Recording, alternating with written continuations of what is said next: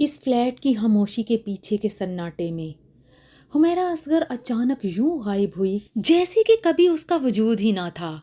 اس کا نام، اس کی آواز، اس کی ہنسی، سب کچھ ایک اندیکھے اندھیرے میں دفن ہو گیا۔ کراچی کی شاموں میں حمیرہ ایک ابھرتا ہوا نام تھی۔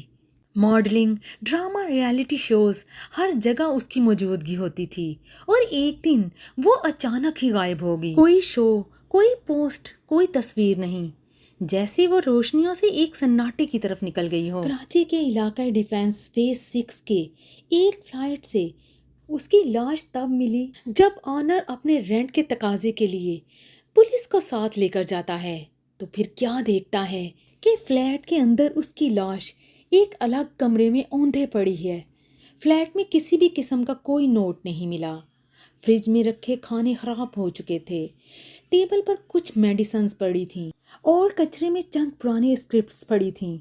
ایسا لگ رہا تھا کہ وہ ذہنی دباؤ کا شکار تھی، مگر کیا تھا کہ کوئی نوٹ نہیں، کوئی چیخ نہیں، صرف تھی اور تھی گہری خاموشی اس اپارٹمنٹ میں۔ پوسٹ مارٹم میں بھی زہر یا چوٹ کا کوئی نشان نہیں ملا۔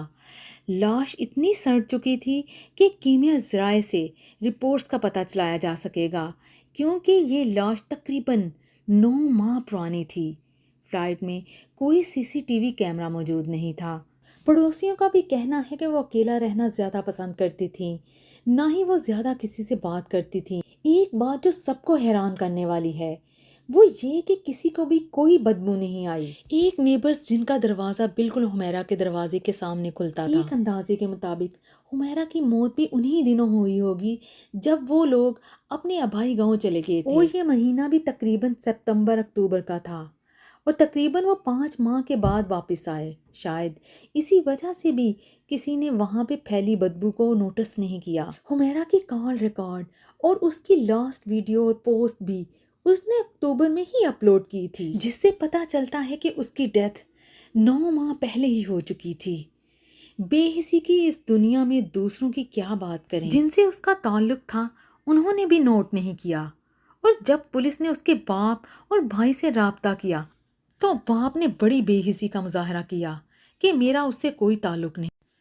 آپ دیکھیں کہ ہمارے اپنے ہی رشتے دم توڑتے جا رہے ہیں۔ کیا ہے یہ بے حسی؟ آخر میں دعا ہے کہ اللہ مرحومہ کی مغفرت فرمائے، آمین۔